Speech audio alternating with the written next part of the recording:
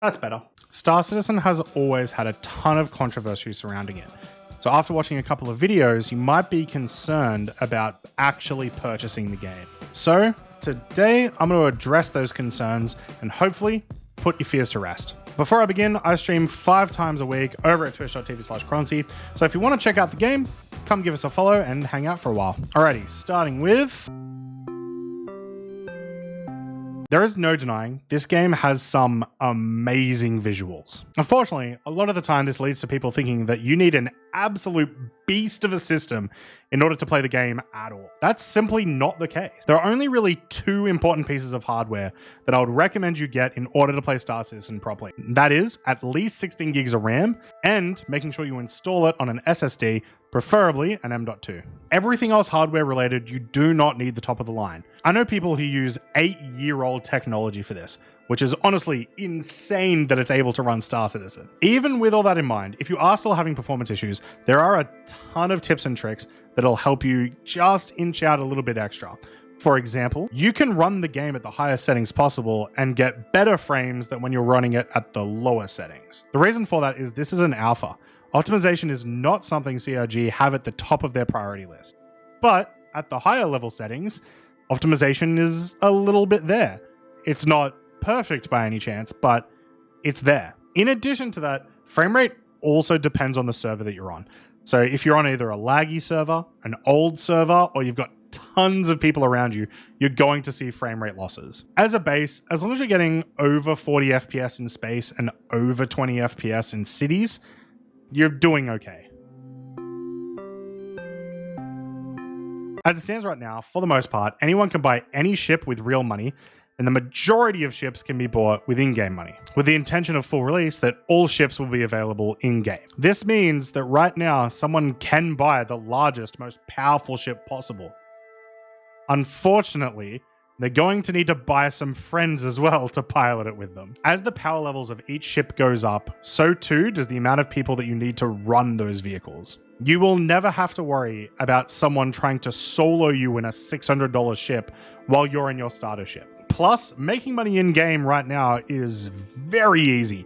Mercenary missions can be done using just your starter ship and a basic understanding of FPS mechanics, as well as dynamic events like Xenothreat, Ninetales, Jumptown. They give you a ton of UAC, as well as bring you into the community more, as it encourages you to join someone else's ship to make money. Look, this one does hurt sometimes. Bugs are a thing. Whoa!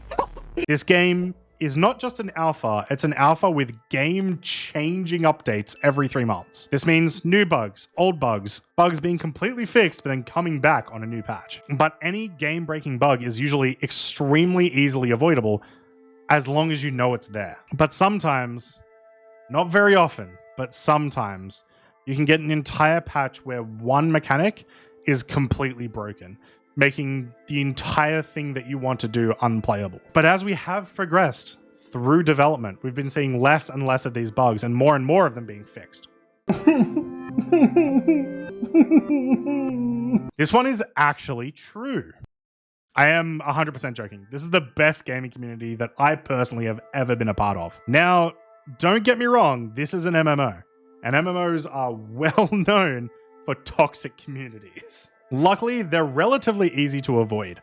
A lot of the major communities, Twitter, YouTube, Discord, Twitch, Reddit, are relatively good. People are positive, people are willing to help, people are there to explain any concepts you might not understand. Weirdly enough, the worst part of the community is often on the official forums, which is admittedly a small part of the community. But then even when you're in game, you will find that it is very easy and very fast to get someone to answer your question, help you out, get you a little bit of money, or join your ship. Any and all levels of skill, welcome.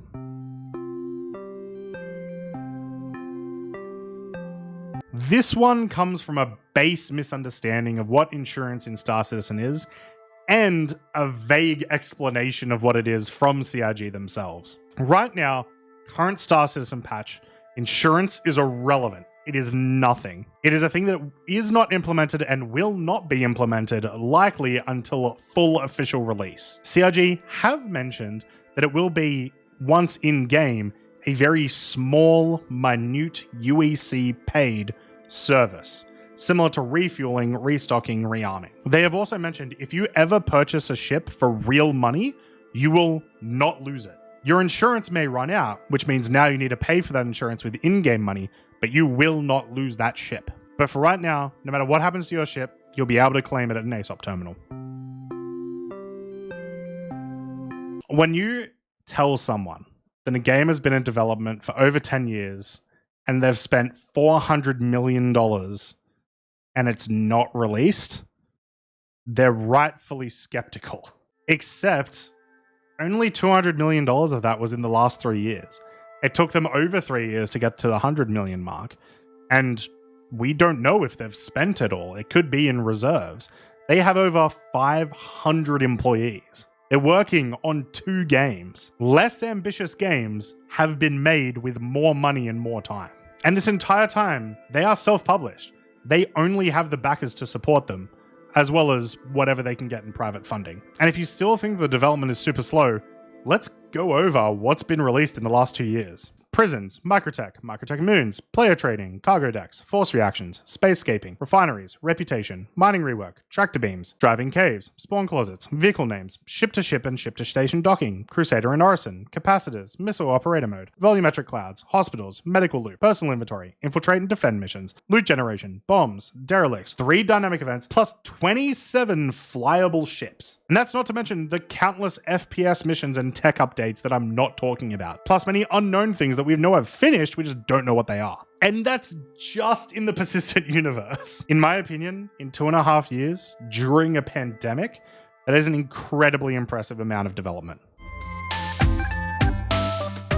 Look, I'm never going to say Star Citizen is the perfect game, but if after this video, the game still seems interesting to you, you will be impressed. Do me a favor though, comment below what your first day in Star Citizen was like, and if you had any issues, we'll see if we can help you out. And if you do end up picking up the game, be sure to use my referral code, available below. You get a bunch of extra in-game UEC, plus I get points towards a cool ship. I want to get a Javelin. It's kind of cool. I need like 2,000 though. If you found the video useful, I'd love it if you could subscribe, give the video a like, and make sure you hit the notification bell to know when my next video is. Good luck out there, pilots.